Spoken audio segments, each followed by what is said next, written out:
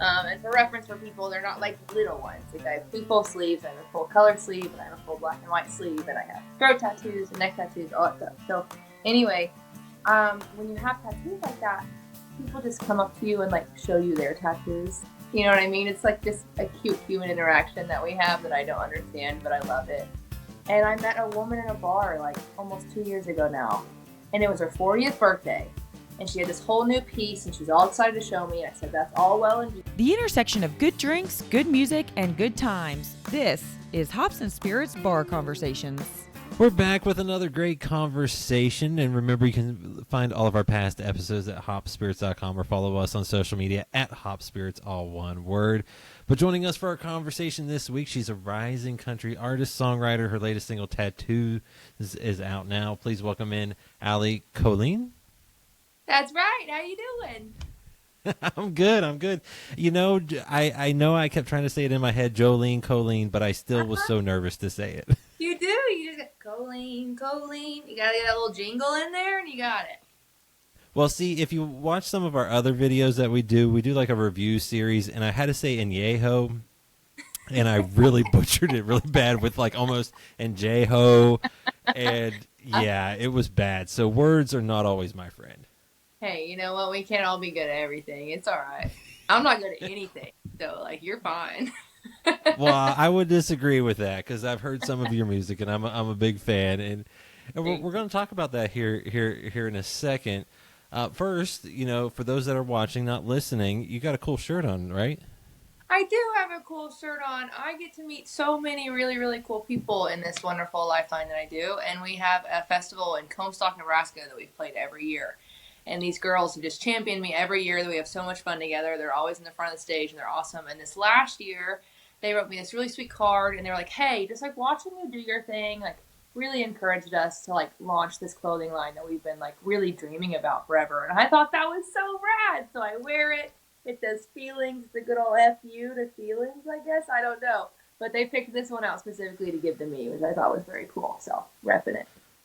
I wish I could shout them out better, though. It's like RXRE label with an X. It's very weird, but I do have them on my page, you guys. You should check them out.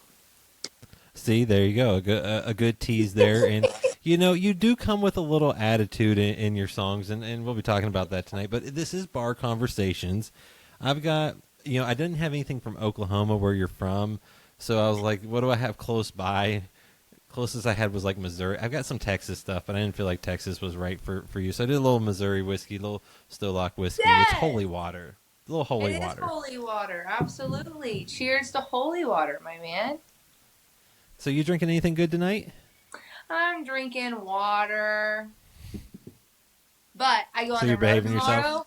I go on the road tomorrow, and we have 4 shows this week, and I'm bringing like a couple friends with me too on the road to write and stuff. So I know we're gonna get a little wild this week. So I'm sticking to water today. But cheers. You got to behave, and that is quite all right. So with that thought, though, I'm guessing it sounds like you do enjoy a drink. Are you a bourbon girl, whiskey girl, beer, tequila? What wine? What's your go-to?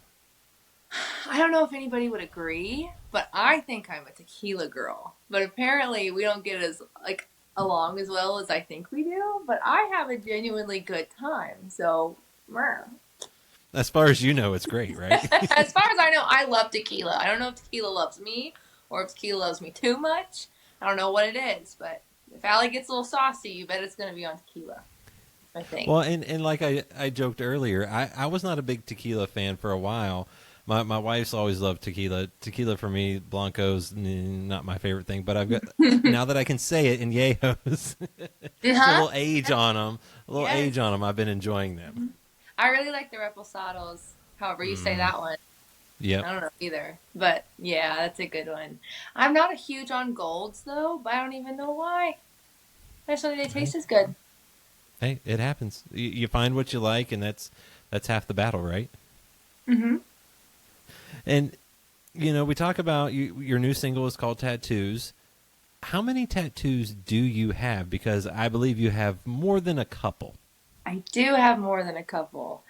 I have not fact-checked this in a while, so I should probably do a recount. But I'm going to go with 27. I don't know if this one was my 27th one. I got a little spider web recently in like February. It's like my most recent one. It's just like on the side of my face. But I love tattoos. I think they're so cool. And obviously we had to do a tattoo song. I've been pitched for years tattoo songs. And it's always what you think it is. It's just a different version of like tattoos on this town. Or like a pun on I wear my heart on my sleeve, you know, kind of thing. And I was like, no, we need to find like Allie's way to do a tattoo song. And that was just what we did. We have this really cool like it's kind of a it's definitely a sexier version of the music that I put out. And I say that because it's the only one that I don't feel very confident like performing in the sense of like it's a very cool, sexy song. And I'm out there just like a bro, just throwing it out during this whole song. But man, do I love it. I'm a big fan. Well, I mean, obviously with music, and I feel like this is some of your music too, and I'm sure we'll find some answers out tonight. But you like to have a story with each song. Does each tattoo have a story as well, or are some stories maybe a little tequila influenced? Yeah, some are tequila influenced for sure. I have a couple though that I really, really enjoy telling the story of. One of them is I have I have myself on my leg. I have like a big just portrait of my face right on my leg. Is that in case it ever gets detached, they know who it belongs to? In case you gotta figure it out. It might be, honestly. I'm not sure. But, you know, when you have tattoos and like as many as I have, and for reference for people, they're not like little ones. Like I have two full sleeves, I have a full color sleeve, and I have a full black and white sleeve, and I have throat tattoos and neck tattoos, all that stuff. So anyway, when you have tattoos like that, people just come up to you and like show you their tattoos. You know what I mean? It's like this a cute human interaction that we have that I don't understand, but I love it. And I met a woman in a bar like almost 2 years ago now, and it was her 40th birthday, and she had this whole new piece, and she's all excited to show me. I said, "That's all well and beautiful, but who is this woman that you have on your shin? Because I don't think I'd get somebody on me, and she's gorgeous." And like, who is it? And she was like, "That's me when I was 20." And I thought it was just the coolest thing on the planet. So I got me at 25 on my leg. But I just turned 27. So I look just like her still. My artist was like, this is definitely the first time I'm tattooing somebody on themselves. Nonetheless, like also putting a tattoo on a portrait that I also did. Because like she has my neck tattoo on her. And he did mine. So it's just a very interesting little collage of stuff. But that's kind of one of my more favorite ones to talk about recently. Because everyone's like, who is that? It looks like you, but surely it's not. And I'm like, that's me. That's this guy. Well, in a few, well, not in, yeah, maybe a few years, you know, you'll be like, see, that was me. That was me. This industry did this to me. Mm-hmm. It's funny. It's like turned into a whole thing. We have some really, really cool merch shirts that we've worked really hard on, just like getting our branding and our graphics right. And one of them is like a pinup version of me. One of them is a skeleton version of me riding a bull. And I haven't decided which one, but I'm going to add one of them to the leg. Like I'm going to do a whole Allie leg, which I think is a little egotistical, but someone's got to do it. It might as well be me. Well, and it's only egotistical if they really figure out what's going on, right? Yeah. Yeah, and if they're losers, I feel like that's a bad opinion to have, but I kind of have it myself. Well, and now, so did anyone else in your family get into tattoos, or did you kind of break the mold there? I feel like I'm the baby, so I can only imagine how my siblings would argue that I did not break any kind of mold whatsoever, ever. You know what I mean? But all my sisters have tattoos, and myself included. And then my mom got like her first tattoo with my sisters around like her 40th birthday or 50th birthday. My bonus mom has always kind of had a couple, and she rocks them. But my dad, for the very first time, got a tattoo this year. And it's wild. Ooh. He really launched it, man. He's got a whole like 3/4 sleeve. So it goes from like the middle of his arm up his So thing, he went from on nothing his chest, and on his back. to like half body. He went from, Allie, are you sure you can get a practical job, to a full on like arm piece. He looks rad. He looks awesome. But I do tell him all the time that he looks like Allie Colleen's dad. And it makes me so happy. But he looks awesome. He rocks it. I love that. I love that because I never would have expected that. Well, because you're like, because I have none. My wife's got a couple. My brother-in-law is got full sleeves, all that. My other brother-in-law is kind of the same way, and I'm like, maybe one day, you get me maybe Yeah. drunk enough in Las Vegas or something, but that hasn't happened yet. Now, I also know that you enjoy something else, and that is mind blowing to me, is internet trolls, so to speak. You enjoy them. Why is that? Man, I don't know what it is, but if you're going to take your time in your day to go and comment on my stuff and be mean to me, I feel like the coolest kid on the planet. Are you joking? You could have just shut your mouth and went and had a good day. But instead, you decided to create a feeling and an energy and put it towards me. You know what I mean? Like, rock on, buddy. If that's what you want to do, go for it. And I'm always incredibly surprised because it's always the people that just shouldn't be doing it. You know what I mean? Like kind of older women that like we should be buds. Like I would be buds with you and you're mad at me for some reason. And it's so goofy and none of it is like helpful or contextual. It's just someone having to put that energy somewhere and they chose me. That ain't ever gonna take anything off my back, man. It's really not. I got way too many things to worry about that make sense than Susan on Instagram. Absolutely not. Well, and I'm guessing too that there's got to be some bits of it where you're like, if I'm finally getting a little bit more of this, clearly I'm doing something right that therefore they don't like. So I probably am on the right track for me. I feel that way because, yes, because they're always going to put you in a box, and they can be anyone. It can be that industry side, it could be fan side, and it can be just just people being people and all of our wonderful flawed selves. And it's just I think it's incredibly brave to live any kind of life on social media where you're allowing that because it can be incredibly harmful. The comments don't bother me because I can chalk that up to attention and anything else that really doesn't have to do with me. Like none of it has to do with me. Your comments do not have to do with me. And the DMs get me sometimes though.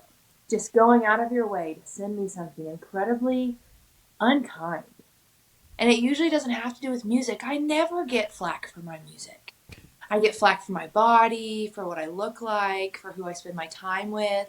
All things that nobody has a place to speak on that isn't me. My mom, my sisters, my dad, no one speaks about my body or my friends. So why is a stranger on the internet gonna affect my life? You know what I mean? But it is that. But I think the main thing that whole concept has came from is the algorithm does not know the difference between positive interaction and negative interaction. You know what I mean? So if you're sending my video Mm-hmm. to 8 of your girlfriends going, look at how ugly she is, Instagram's like, this girl's popping off, dog. Like everyone's sending her around. She must be something, you know? So I don't care. Do what you want. Interact with my stuff. Leave a mean comment, please. Because one, I've got like 400 or 500 moms that are going to rip you to pieces in the comment thread. That's an algorithm boost. You know what I mean? I've got my people, and they're going to take care of me. I ain't worried about you guys. Not even a little bit. Well, and you've got a good group there too. Your family's pretty awesome. What was it like growing up in a musical family? It was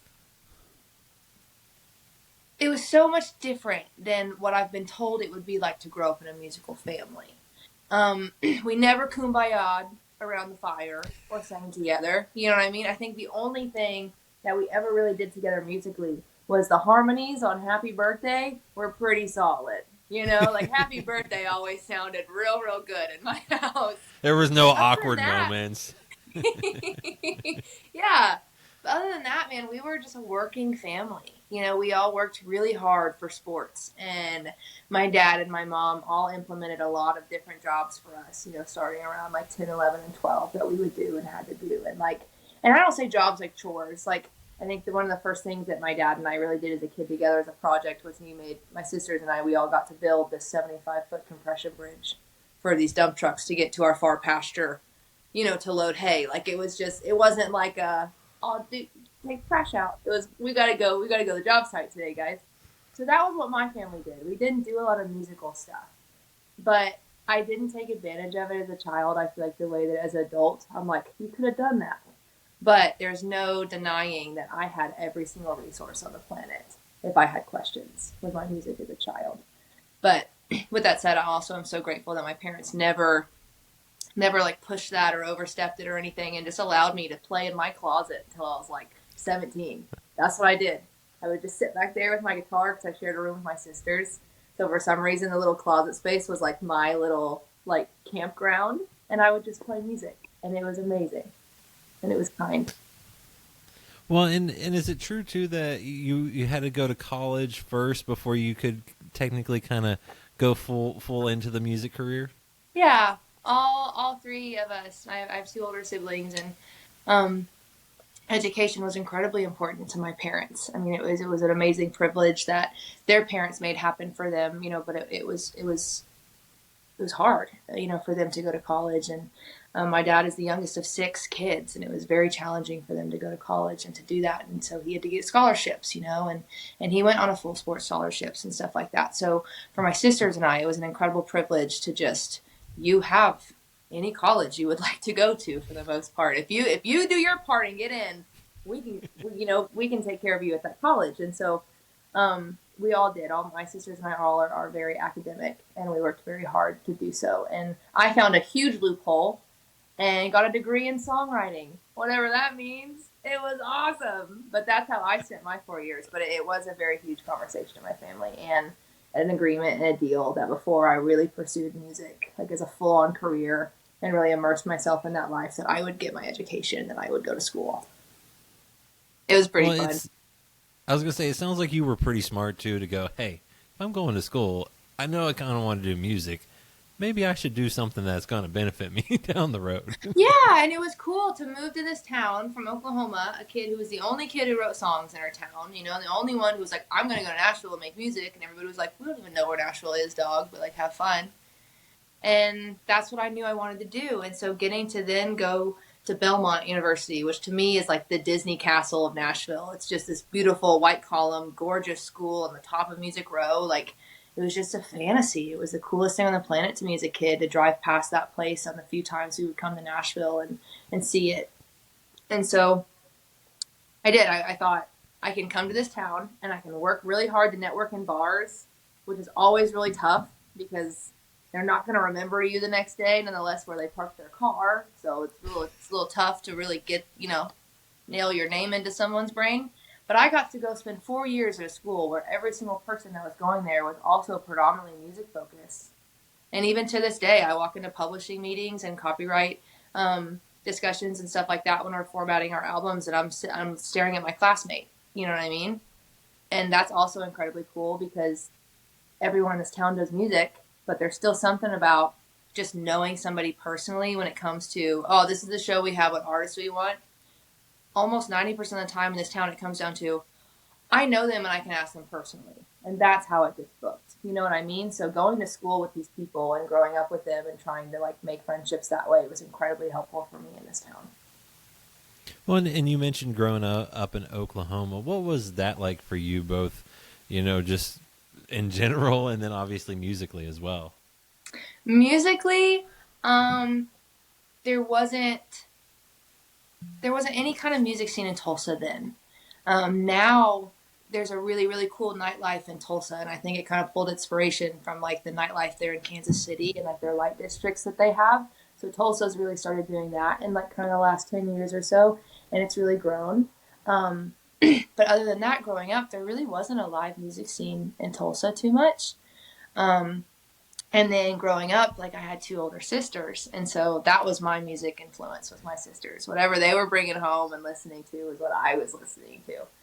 And so that was always really cool because my oldest sister listened to all the cool stuff. Like, I want to be the Amy Lee of country so bad. I just want to be like Evanescence, but like have narratives and like really cool like country stories, but like literally just be Amy. And that was Taylor's, my oldest sister. That was her band. She loved Evanescence and she loved Nickelback and she loved 3 Days Grace and she loved that kind of alternative stuff. And I was hooked. And then my middle sibling brought in the pop stuff, right? Like loved the Jonas Brothers and loved like all of the Disney Channel people that were transitioning into like kind of the older radio stuff. And so that was always really cool. So my sisters played a huge influence on my music growing up in Oklahoma and even now what I listen to today. So that was very cool. But I don't know what it's like to grow up anywhere else. But Oklahoma was pretty chill. You can put it that way. So not the most exciting nightlife. That's what I'm hearing. Not the most exciting nightlife. No, not the most exciting anything. Not the most exciting anything at all. You had to get so innovative on how you were going to have your fun, and we did, and it was very fun. I went to a really incredible school. I went to the same public school that my mom went to, which I always thought was cool. I was my mascot. I was the high school's mascot. That's like, those are kind of dark days for me, but everything else was great. I was this huge ram.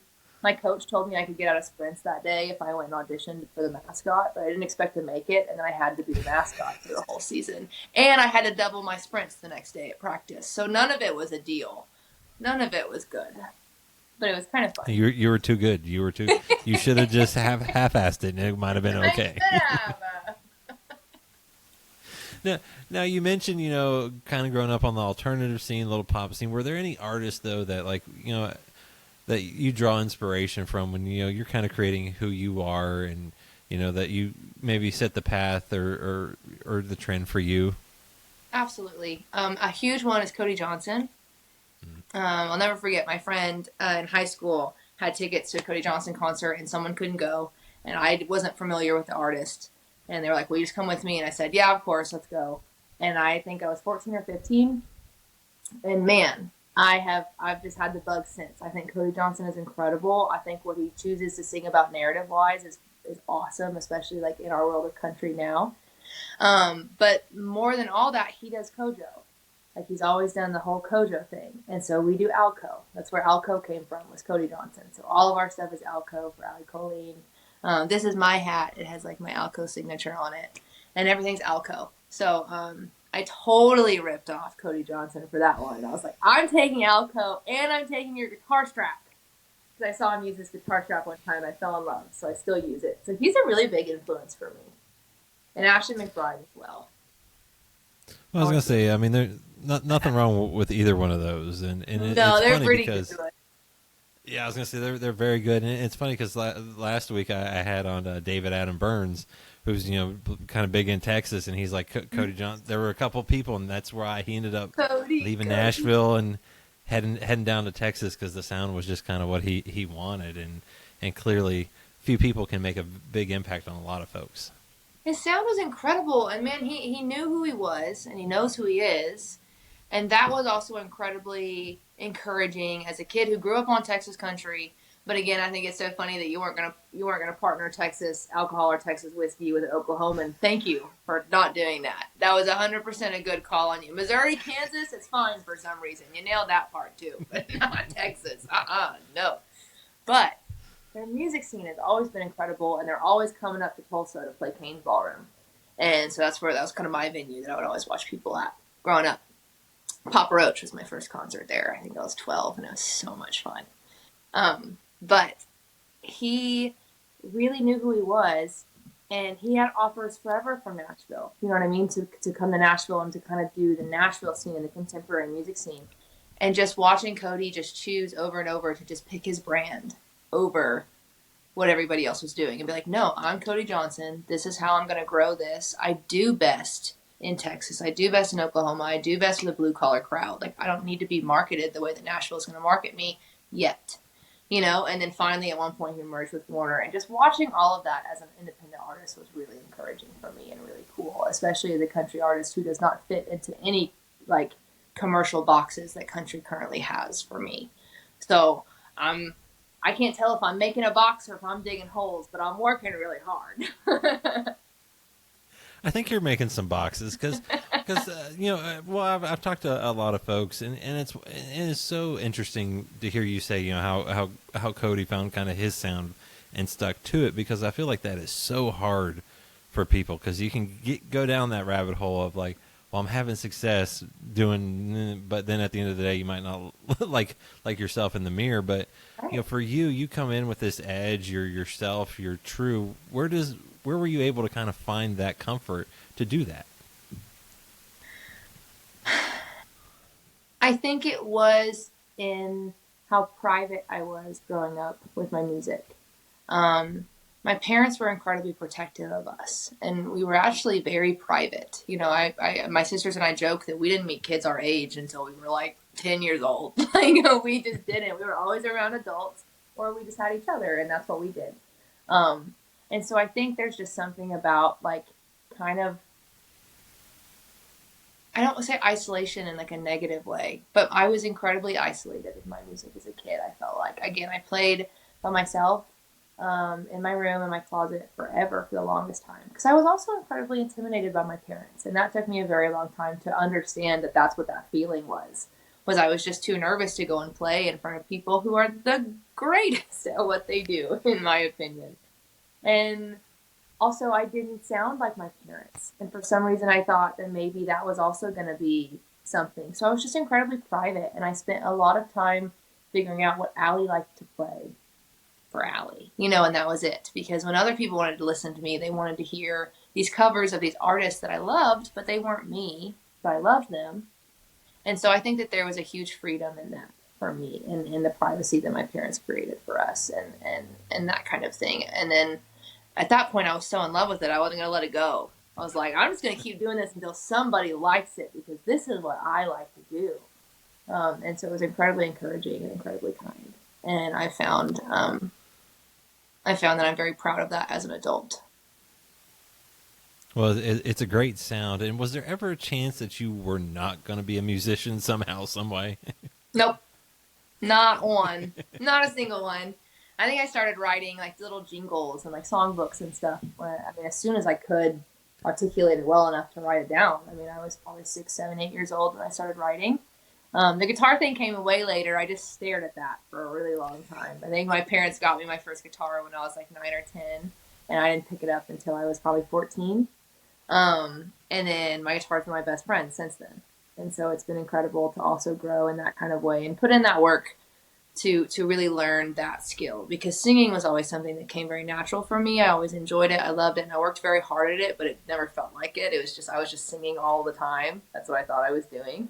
Guitar kicked my butt and continues to every single day. That thing's so hard for me, but I love her. Her name's Betsy. She's a good egg.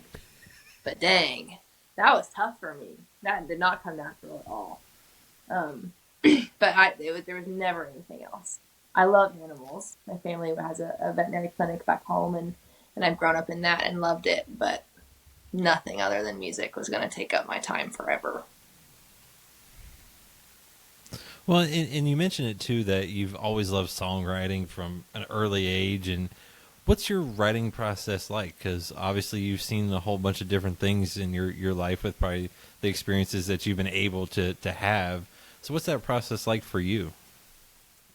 Independently and like privately, it's always something that I feel like I don't have the choice not to write about. So when I write with myself, it tends to be more heavier stuff. It's a very much like just a therapeutic way for me to work through big emotions and big feelings and that kind of stuff. Also, it can be a huge outlet to place those big feelings on something that isn't what they are. You know what I mean? So I create a lot of narratives that come from a personal place, but the story that you hear isn't a lifeline that I have. You know what I mean? And so that's also incredibly cool to kind of get to throw these big feelings into something for somebody else. All strictly selfishly. It all helps me. You know what I mean? It makes me feel better and it helps me process, and it's all good. So I love the independent writing style that I have, and it's different every single time. But when you talk about commercial writing and co-writes and like the world of Nashville, we schedule like 3-hour blocks for the most part. And so you only write for 3 hours, and then everyone kind of brings stuff to the table. And just my personal rule is like, unless it's 100% for me and I need it, and I'm asking them, hey, as songwriters, I need you guys to help me as an artist articulate this and do this today. And if that's the case, that's just what we have to, like, they jump in on it with me, no question. But for the most part, we don't write anything that every single person in the room doesn't care about, because that's how you get the lyrics that change people's lives. You know what I mean? Is by somebody who just cared about it. It doesn't have to be anything they've experienced or lived, but I need you to care about it. And so I'm incredibly lucky here in Nashville to have a group of songwriters that care about the narratives that we're creating and the energies that we're creating and the lifelines that we're creating for people to sit with for 3 minutes, because those things change your perspective on what you're going through and how you're feeling. And I mean, it either creates a whole vibe for your night or it ruins your life. You know what I mean? It's pretty awesome. That's a privilege right there to get to do that to people. So I'm a big fan of writing. I often get asked, if you had to perform or write forever, which one would you pick? And I just say absolutely not. That's no. I'm not even going to do that. I'm going to do both forever. Well, there's a beauty to it, because it's one thing to write the song, and it's another to then perform it, because that brings it even further to life, and people are able to connect with it. I'm sure that happens a lot at shows where people are like, they see themselves in those songs. Oh, it's amazing. I always thought it was so strange as a kid, hearing the conversations that fans would have with my parents. I think that when it comes to my childhood and growing up, that's one of the largest takeaways I've ever had, is watching my parents interact with people as artists, not as friends and individuals, but as an artist, as somebody who's taking on almost like a cape for you, and watching my parents be heroes when they actually didn't have anything in them that day. And that was very cool. And so to hear people be like, man, you wrote that song about me. I was a kid, I always thought, no, they didn't. They don't know you. What are you talking about? Like, no. But even then, as a kid, I had songs, that I listened to all the time. And I was like, this is me. They wrote this about me. And to get to have all of that come to fruition as an adult, and to have little girls come up to me at my stuff and tell me that I wrote Wildflower about them, is just, I could cry. It's the coolest thing on the planet. Well, and then you end up getting nice nice shirts and all that, and you've I made a know. connection that you can live, that lives forever. Mm-hmm. I got friends all over the place. It's incredible. We had our first, speaking of tattoos, there's no flattering way to show it, but I have a cool kid tattoo. And it says cool kid. And it's on the inside of my lip, because that's kind of our branding. We're cool kids, right? We have our edge of who we are. I don't take any crap. Also, we don't harm anybody or anything. You're kind, and that's what a cool kid is to me. And so anyway, I've had this for ages, and I love it. And my whole fan base is called the Cool Kids. We have this fan club called Cool Kids. But anyway, for the very first time, one of my fans, her name's Abby. She actually has a chicken named after me, which is incredibly cool. And she sent I've me, got nothing named after me. It's okay. dang! All right, well, if I ever get some chickens, I'm a Jonathan out there. You know what I mean? And it'll be fine. I need she one. sent me a picture of it. I said, you need to spice this chicken up. And so the next time I saw it, it had a little bandana and a garter on it. And I was like, yes! I was so excited. But anyway, Abby came to one of my shows recently, and then she showed me that she got the Cool Kid tattoo on the inside of her lip. And I thought it was the coolest thing on the planet. And she's got a bunch of friends that are going to get it. And I've got a couple other cool kids in the fan club that are going to get it also. They've talked about it forever. A couple of them aren't old enough yet. And it's just like so silly. It's just so silly. I just got friends everywhere that want to listen to me sing. It's so stupid. It's awesome. I was going to say, I mean, that's what you hope for, and I think that's what makes it worthwhile. And how worthwhile was it for you to be able to release your debut album, Stones, and share those songs with everybody? That was incredible. I mean, that was absolutely incredible. And it's a very cool thing looking back at it now, too, like looking at the photos and the pictures and watching us create an album at a time in history now where we couldn't touch each other or be around each other or even sing without a mask on. And so I think it's so wild when I think about the Stones album and I think about how much work was put into it. Those guys sat for 9 hours. They sat for 9-hour sessions with masks on and played their instruments with all their glasses fogged up. You know what I mean? And it was just wild. And I couldn't be near anybody because I was the only one who didn't have a mask on because I was singing. So I was in an isolated booth pretty far away from everybody. And we worked our butts off to do it right and to do it well and to keep everybody safe and still make this music. And so that was very wild. Looking at Stones having released in 2021 was the entire making of it was all in isolation and all, incredibly quarantined. And that was just a whole I mean, I've thought about my first album my whole life, and I did not think that it would be during a global pandemic. Are you joking? I was like, what is this? This is the moment we've been waiting for. And here we are. We just get to see each other's faces. This is so weird. So that was a very cool part of Stones outside of just making an album for the first time. And there's a lot of songs on Stones that receive those conversations of, this is me. Or, this is a song that finally gave me the, the courage to choose myself, over this relationship that I was in, and yada, yada, and all those things, and all the wildflowers that came out of it, and all of just this really, really cool, encouraging stuff. And I think as a songwriter, I'm so proud of that album. I think it's the coolest thing on the planet. And then I think as a performer and sonically, everything that happened after the album, songs like Halos and Horns, like that's the kind of stuff that finally I felt like I, for the first time, was getting to perform what I wanted to perform, opposed to getting to share these narratives that I felt like people needed. It was totally different than to then switch and go, I'm going to be your entertainment for the next 60 minutes. Like, here's Halos and Horns, guys. Feel free to watch. Like, dang, it's been so cool. So I'm so proud of Stones as a songwriter, and I'm very proud going forward from Stones as a performer to create an entirely new second album structured around performing and like also creating those narratives. I'm very excited. Well, I was gonna say you literally mentioned like one of my favorite songs that you do, Halos and Horns. That's by far I think one of my favorite ones that you've released, because I don't know, to me it's one of those songs that I feel like you hear it live, you hear it no matter where, you're just like, ooh, it like catches you and you're right in. Yeah. What was it like to record that one and put that one out? Halos and Horns is a whole new beast for us because I got very, very privileged and lucky to gain an incredible friend as a songwriter named Sarah Bryce, and she's incredibly talented, and she wrote Stones, which is the title track of the first album, and she wrote Wildflower with me and all those kind of things. And so Sarah is the wife of Lee Bryce, and so we got connected in that way too as writers. And so Sarah and Lee and I started writing together, and there was one day where Lee was just sharing like some demos that he was working on. He was actually working on pitches for Yellowstone, and I said, man, can I hear one of them? Can I just hear one? And he played me the song that was just like spooky and like stompy and like, it was so cool. I was like, it should be on that show. That was my first thought. Man, it should be on that show. So cool. Well, he played this song, and I thought it was so amazing. And so then months and months later, I wrote Halos and Horns with my buddies Steven and Eric, and right in the middle of it, I was like, guys, I know who we need to help produce this. Like, I know exactly who it is.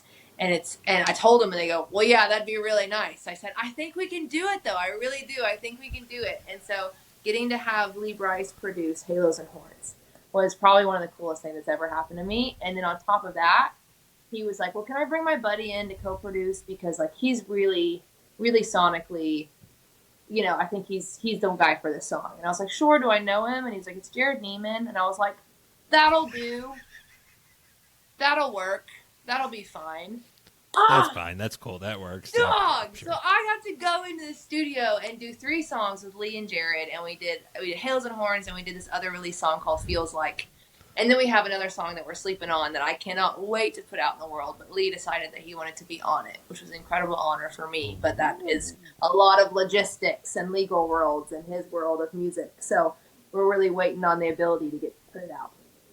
But that was insane. And I have Jared and Lee to thank 100% for how Halos and Horns turned out sonically and all the spooky stuff that they added to it. And then how much they allowed me to add to it, I thought was very cool. Because I have been in the room with producers before that were incredibly well known to the state of Lee as well. And it was just kind of like every idea, they were like, that's cute. It doesn't really work like that. And Lee and Jared, not one time were they like, it doesn't work like that. They go, let's find out. And it was so fun. It was so cool. And the stuff that came out of it was just wild to me. So I'm incredibly proud of Halos and Horns. I'm happy that you love it because I wait all set for Halos and Horns. I just count down the songs until I get to play Halos and Horns. Well, and I love too that like you were talking about, Lee was pitching Yellowstone stuff. I'm like, to me that sounds just like a song that would be on a show like that, and it's just there's just that it's to me it's that intro part that is just amazing, and that hooked me from the get go. And then obviously you seal the deal, but it's so cool. And what's funny is when you have a song that's a completely different feel in Honest Man. What was it like writing that one? Honest Man was cool. Honest Man was incredibly kind. It was something that I wanted to write for a really long time, because I've always felt that way. I'm a big love guy. I really am. I'm a big fan of love. I think it's pretty cool. And I think the work that it takes to get relationships like we all imagine, I think is immaculate. I think it's incredibly cool. And so I've just been a fan. And I've watched my dad be, in my opinion, one of like the kindest romantics I've ever seen in my life. And it was very cool. And as a young kid, that made me want to love somebody like that. So I've very much taken like, it's not a masculine role at all, but culturally it feels to always be more of a masculine role in my relationships. Where like, I want to take care of you. I want to get your door when you need your door opened. Not all the time, but like I'll walk around the car and help you out. But like, why not? I think it'd be so kind. And so all that to say, I think that men deserve to be asked to to marry. You know what I mean? Like, how cool is that? That like my nephew one day could have a girl who loves him so much that she just asks him to marry him, and isn't one of those women that sits just resentful forever going, when's he going to ask me? I'm like, just go ask him. Like, how cool is that? You want to spend forever with somebody. I don't understand how gender roles fall into who gets to make that decision and ask that question. So anyway, all that to say, I wanted to paint that picture, and I wanted to paint that woman as not an outlying woman. She's not rough or tough or like burly or like mean or like intimidating. She's kind. And I think that's one of my favorite lines in Honest Man is, you make me feel fragile and bulletproof. Like having a partner that makes you feel so safe in your femininity that you can be feminine, and you're safe enough to be feminine, but also you're safe enough to be masculine and to take up the load when it needs to be taken up, and to show up for your partner. So Honest Man was a lot of conversations like that all day. I had my friend Kate with me, and we had two gentlemen in the room as well, Big Benny and Lance Carpenter, which are incredible writers. But a lot of the day was Kate and I writing, and then looking at Benny and Lance going, would you still say yes? Would you still say yes to this woman? And they were like, we're in. I was like, we're doing it right. We're writing it right. We're fine. And the guys kept wanting to throw in lines like wild child and like, just stuff that made her seem like an outlying woman. And I was like, no, she's a common woman. She's just a woman. She's a woman who loves somebody. She's not wild.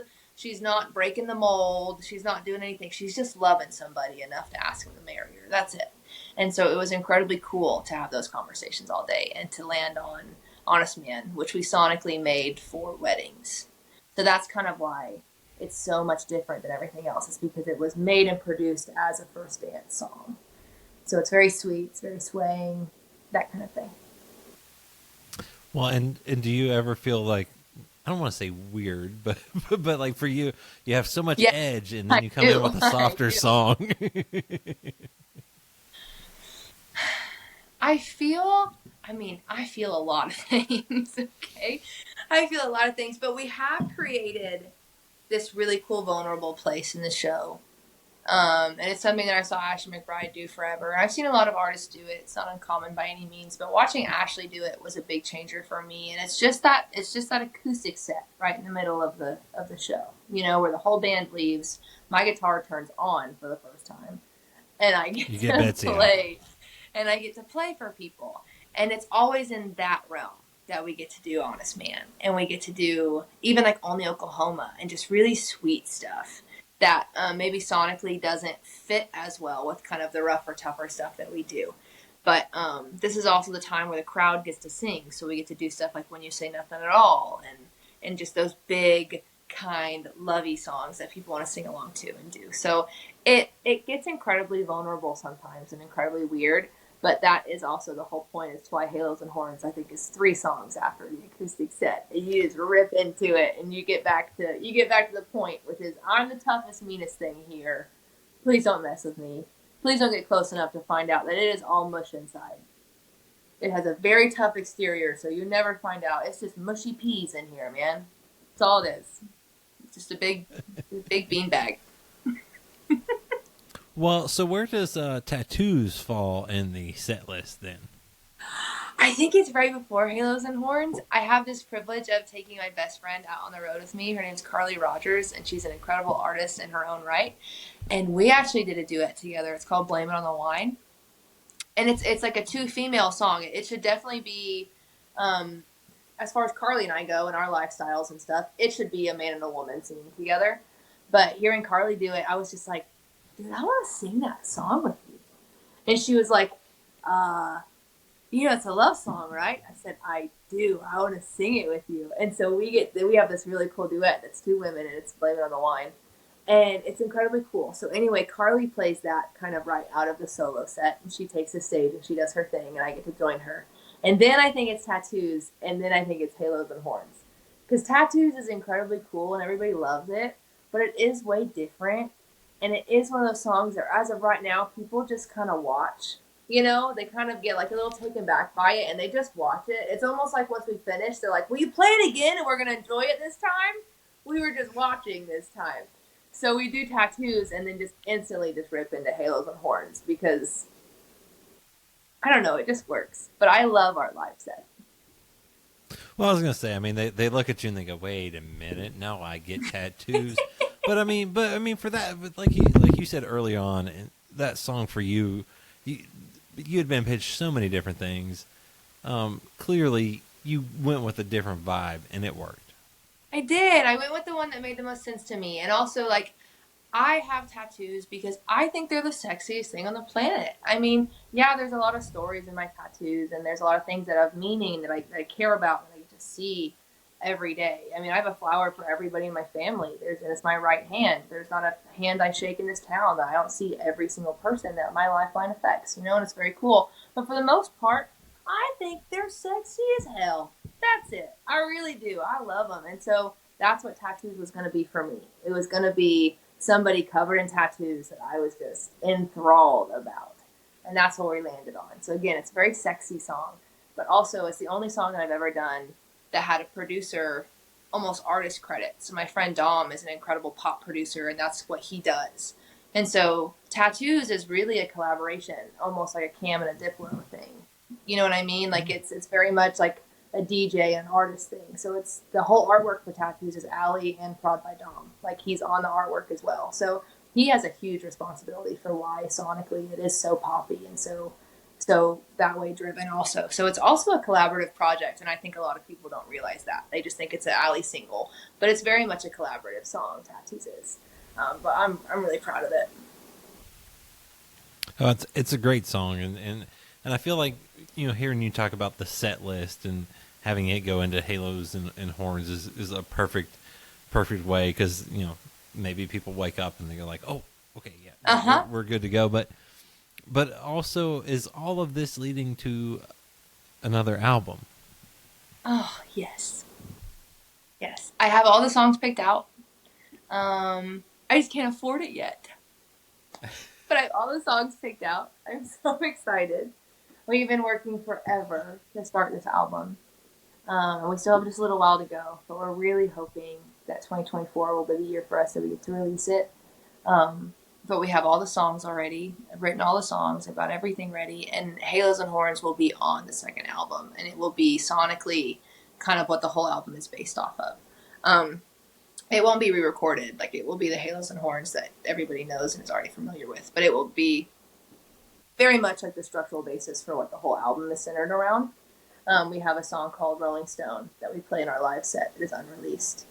And the whole point is, like, I want to be a rock, and I'm sorry that I'm not. Sincerely, a Rolling Stone. And it's just, like, about my fans and these people that just cling to you as a person. And it's like, I'm never going to be everything you want me to be. Like we talked about the internet trolls earlier. There's so many people that followed my career early that still want me to be 17-year-old Allie. And 27-year-old Allie is incredibly different than 17-year-old Allie. You know what I mean? She's changing. She's evolving. She's doing her thing. And there's a lot of people that don't want to follow all the way. That's okay. But again, like, I can't be something for you. I'm me. And if you receive something from that, that's awesome. So anyway, the whole album, I'm thinking, is going to be called Sincerely. And it will all be based around Rolling Stone and me and Halos and Horns. And I'm incredibly excited.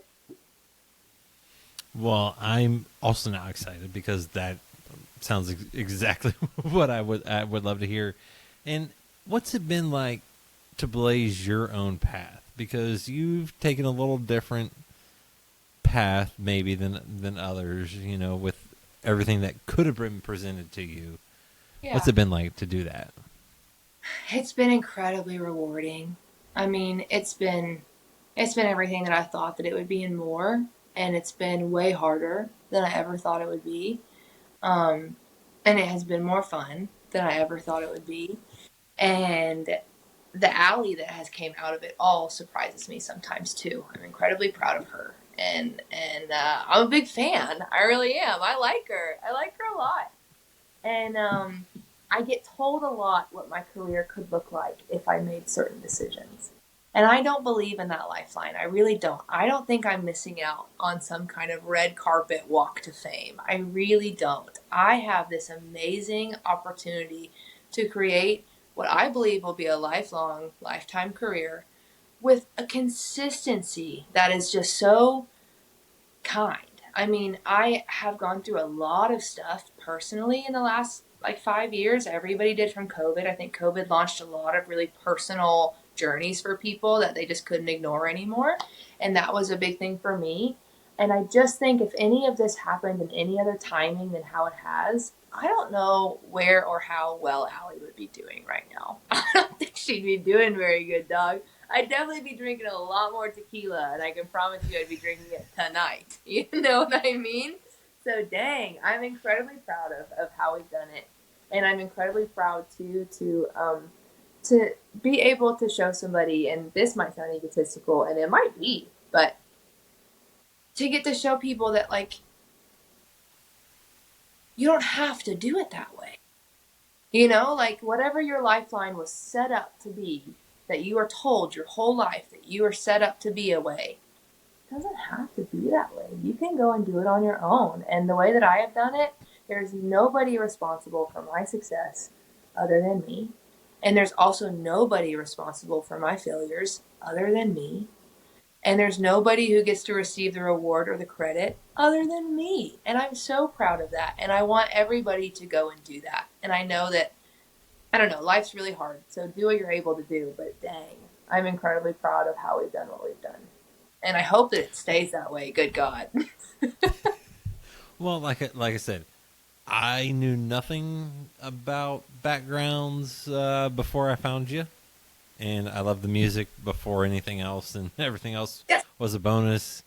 Alco, I'm a fan. Cool kids. Heck I don't yeah. know if I'm gonna get the tattoo, but I was just I'm about to part of the ask you. group. I said, you going to be a cool kid? I'll do it for you. I'll do Eh, it. It'll be your first all tattoo. right. Eh, you keep giving me I motivation, sell maybe. temporary tattoos. Okay, that might work.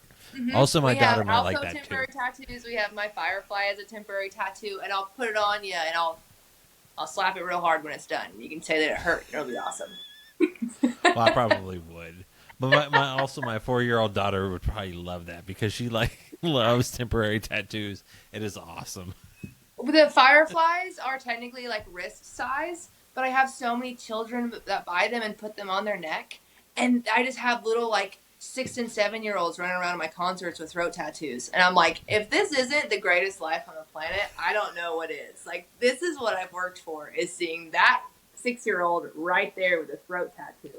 That's the I mean, coolest thing on the planet. you've made fans for all generations. I'm very, very proud and very excited and thankful for all of them. They're incredible. Well, and it's because of the music that you make, and what else can folks expect the rest of 2023 and obviously into 2024? We have some collaborations. I teased one earlier with you guys with Lee that we're hopefully going to get to do here soon. I have a collaboration with another artist that is just absolutely crushing it right now, and I look forward to that day. But we can't talk about it yet. But I'm so excited, and That's a good tease. It's exactly. That's a good tease. Oh, I can't wait! I'm so excited, and very proud, and just really working on music, really working on also social content that fits Allie's brand, and not just like following every single Instagram trend that there is, because that's the only way the algorithm will find you. You know what I mean? So like really trying to find a way to make it work to where, again, we just add to this longevity of growth that we're having. I'm not trying to do any overnight stuff, you guys. I'm not going to be the next TikTok kid. I'm really not. I want to be so bad. It ain't going to happen. But we're going to stick with this longevity thing we got going on. I'm going to keep working my butt off at my shows, and that's what we're going to keep doing. But very excited for new music. Very excited for new merch, new graphics, new all that kind of stuff. So if you guys want to follow along, I would really appreciate it. We have a lot of fun out there, so I hope that you guys do. Well, Allie, if they're not, they should, because, like I said, I love your music. I truly appreciate you having a very light drink with me, and this has been a lot of fun. Hey, you see, it's been fun, right? So imagine if we drink together. We're going to have a party. Next time. Mm-hmm.